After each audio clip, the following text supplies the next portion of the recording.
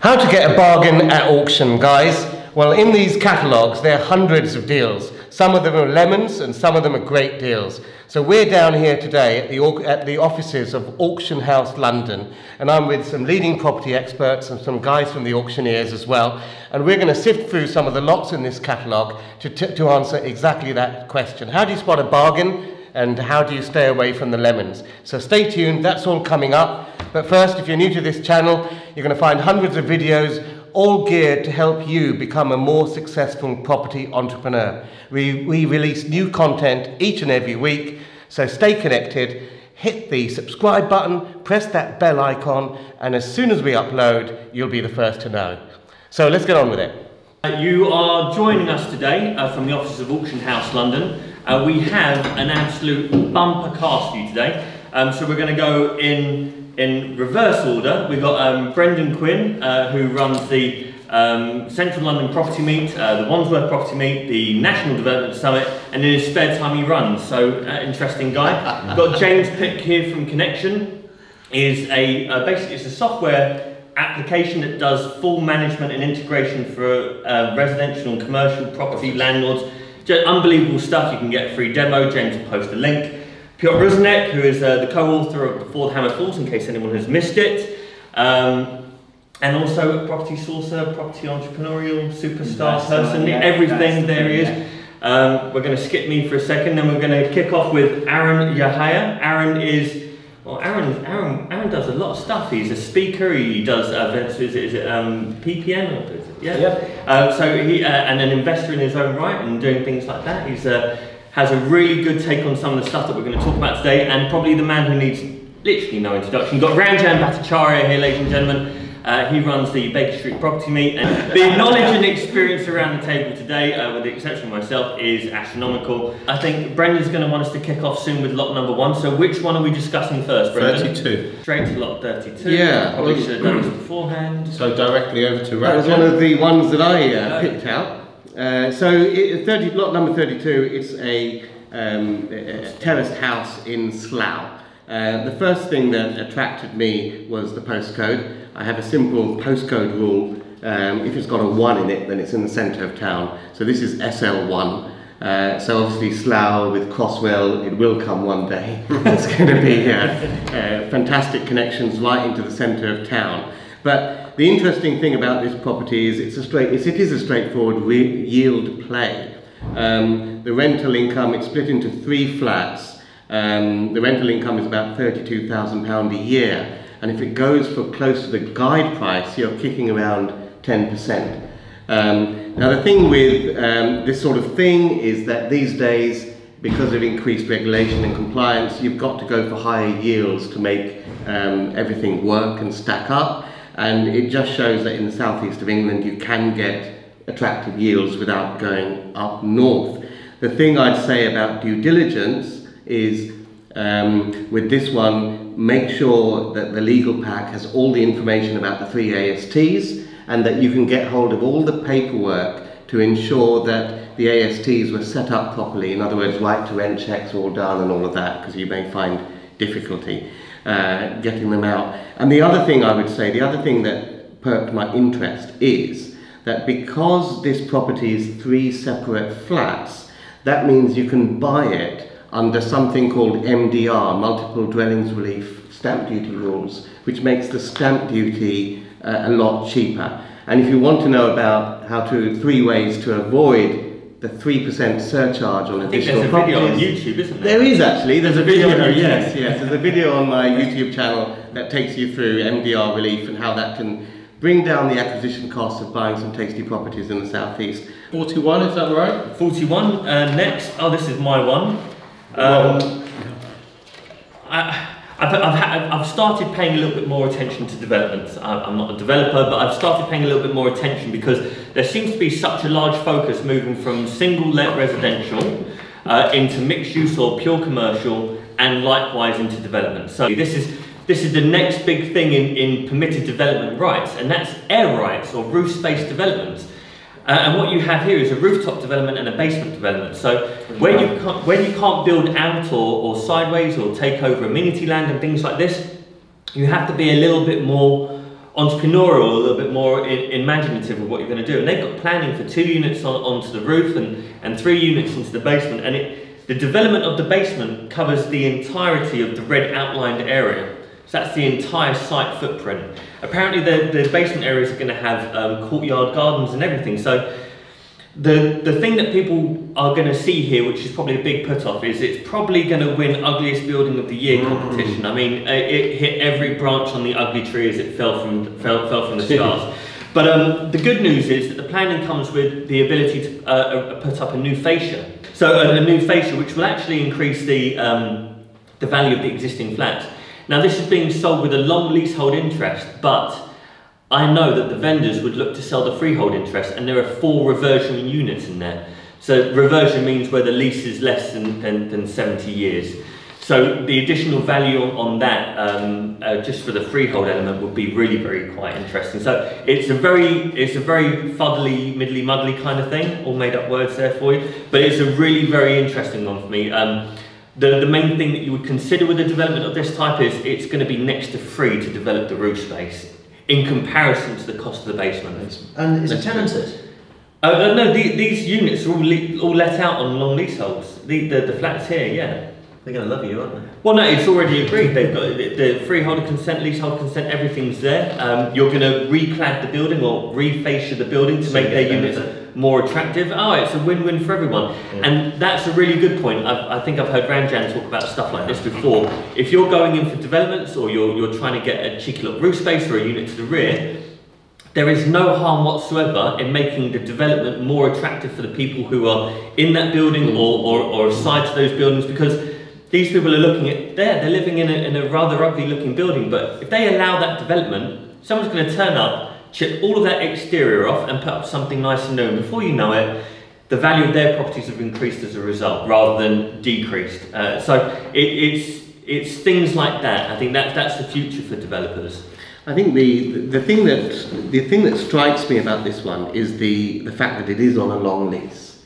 I think if the vendor had tossed in the freehold, they would get a lot more interest. Oh, yeah. And the angle is to try to get that freehold, because otherwise you're dealing with a ton of freeholder consents for everything you do. Well, no, part of the contract, the special conditions, is that it is sold with all the consents in place. So this is including all of that. But if you were thinking in the right kind of way, I think the direction that Ranjan's mind is going here is that you would find out if the person selling is also the freeholder.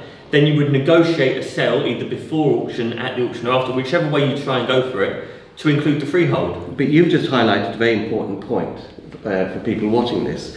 The fact that that's in the special conditions is not actually in the catalogue description. Yeah. So many people are just going to pass this by. Oh, yeah. If you've actually read the special conditions, you will know that you've got freeholder consent to do all these works, which is so, great. I mean, put your hand up if you think due diligence is the most important thing when you're dealing with property or any kind, especially at auction. You can go past something that looks like an absolute steal of an opportunity and go, not for me, it doesn't have this, that or the other. You don't know if it doesn't have this, that and the other. You're looking at the page in the windscreen, that's all you're looking at. You need to go onto the legal pack and just avail yourself of the free information. It's there. Then obviously do your own external, thing. You go onto the planning portal, you look at the plans, you go to talk to the council, you may even turn up knock on a couple of doors. You would do your own further due diligence. I mean, this is right off of the Lee Bridge Road, if anyone knows the area. Yeah. I mean, it's unbelievable. The fact it's an ugly building for me is a massive opportunity. I mean, the other thing I do with stuff like that is not just looking online. This is occupied by long leaseholders. Go knock on the doors and speak to some people. Absolutely. Get the mood of the people that they're living there. Have they been objecting it? Are they kind of going to make it hard for you? It doesn't mean it's bad to do, but just know what you're going into the deal with eyes wide open. That's what I'm trying to say. Absolutely. So yeah, those are my two recommendations. I mean, both development in style. Normally I'd like to talk a little bit more about commercial property, but I think I've left the commercial to you and Rod, who picked an interesting commercial residential mixed one. So yes. lot 57 this is. So the next one, as you can see on my phone, I'm posting the links to actual lots that we talk about. So lot 57 is a freehold commercial mixed-use property in Gravesend in Kent. And actually the reason why it caught my attention is because it consists of 2 flats and a little small commercial property and a piece of land to the left of the property as well. So in that area, when I looked at my sort of right move comparables, I saw 2-bedroom flats selling for 225 to 250, 1 bedrooms around 200. So just a 1 bed and a 2 bed are worth around 425 to 450. Then you add this little commercial property and a piece of land. I think you might be in for about 550 possibly, and then there's a roof space. There's a lot of, this is like a very sort of raw property that you can add a lot of value to, and it's very rare for properties like that to come up. And would you keep the commercial as commercial? Pros, I don't know really. So, I mean, this maybe this, not. Looking at that and that commercial at the bottom, look, just having a look at it and when you look at the floor plan, even though you can't see it, you can see it doesn't have much depth to it. So you might actually be better off just converting it and getting a bit more value on there when you look at the individual values. So it's the 1-bed flat that's the lower ground. I assume that's behind the shop. So you could make that a 2-bed flat in the process and. Yeah, so possibly I think you could make easily 4 flats out of this building. Yeah. Plus you've got the green space, which is yeah. brilliant. I would use a good architect to actually come up with a nice design of this. Oh yes. There's a lot to play with. This property is on a sort of like a high road. It's not actually high street, but it's quite a popular road. It's like one of the main roads leading in and leading out of Gravesend. So it's really well located. Yeah. So I mean, and with the commercial vacant, actually it does give you the opportunity to think of options. So sometimes you don't always want it to be an occupied. I don't know. Sometimes I like commercial property because, like, you let it out, you don't get a call about the boiler or leaky tap. Or like if the tenant doesn't pay. I mean, in this area, it might be better to convert. I mean, the thing I like about this one is that when you look at deals that have oodles of development potential, it takes time to realise that potential. And often with development sites, you've got no money coming in. But here you have, if it takes a year, you've actually got rent roll on 2 of the flats. So you've got something coming in to service whatever debt you've got on the thing while you're waiting to realise all the planning opportunities. The approach that one would take is they would keep the units let until planning was gained. Yes. They would then sell the 2 residential units off to fund any development. Absolutely. And you could probably, before you did the development and you sold the flats, you could potentially be no money left in, or little to no money left in. Yes. Which would enable you to, even if you didn't want to use the proceeds of the 2 flat sales to do the development, but it would enable you to be so leveraged to a point that it would be a nothing that you could get the funding to do the development. So it's one of these situations that, without using the coined phrase "no money down," it's a no money left in potential situation if you were to work it in the right kind of way. It's a deal with multiple paydays. Oh yes. When you've got multiple paydays in a deal, you've got options. Oh yeah, Lots of options. So look, we're going to go to a local property, lot 89, Brixton. So lot 89 in Brixton, this was mine. This is quite straightforward a yield play. Long leasehold, popular area, and it's just commenced. The FRA lease has just commenced, and so you've got at least a good 9 years of income guaranteed. The rent review every 5 years, so there's actually a potential to increase what you're getting. And when you work it out, it's about 9.7% yield in and around that if it goes for guide. But you can even support even being chipped away an extra 4% in terms of what you pay for it, because you can then start to look to address this, in the next rent review, or if they look to surrender the lease, it's an area of high demand. The flats up there go for about 480, so there'll be, there's no shortage of demand in the area. It's high street, it's yield, it starts to pay you from day one. So this one was interesting. It's been on before, hasn't it? I think, but it wasn't occupied. It was vacant. The last time it was offered, it was offered vacant. Yeah. And it wasn't in a great deal of repair. But actually, it's now offered in a good state of repair, fully let, and I think from memory for less money.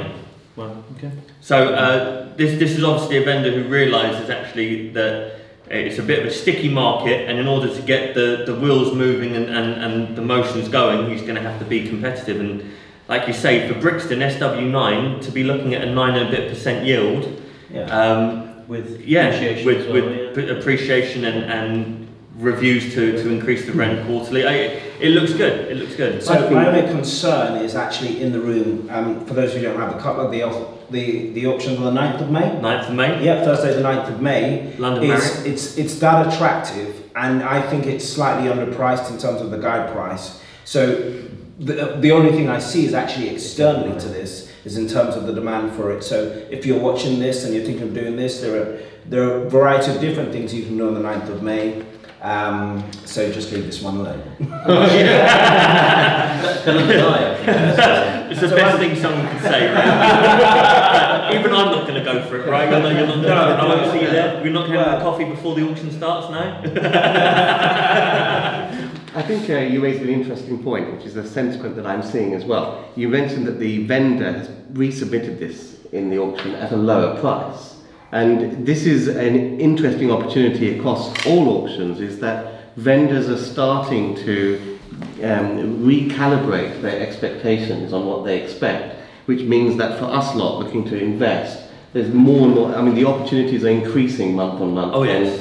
Than the other way, which is great. And this is completely different to the last market crash, because the last market crash was an overnight thing. Within 2 auctions, the prices had changed. Ooh. But actually what you've been seeing at auction for the last 12 to 18 months is actually a small decrease.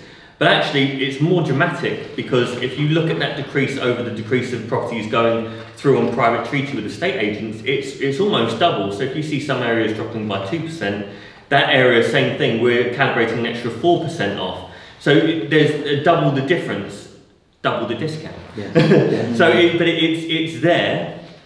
It's just there for the people who have seen these kind of motions before to take the opportunity while it's there, because it won't last. The market will move again. The UK property market is too virulent for it to stay in a slump for too long. Whatever political changes come or go, it's far too dangerous to see something like this and not be capitalising on it. So we're going to go to lot 116, which is outside of London, quite a distance away. It's in Cleveland, Saltburn by Sea. Ohio. No, not quite yet. Well, you've had international. I actually think you could probably. I think you could get to. It's a shorter distance to Calais than it is to Saltburn from London. So, but yes, it's not far from Boston. It's yes.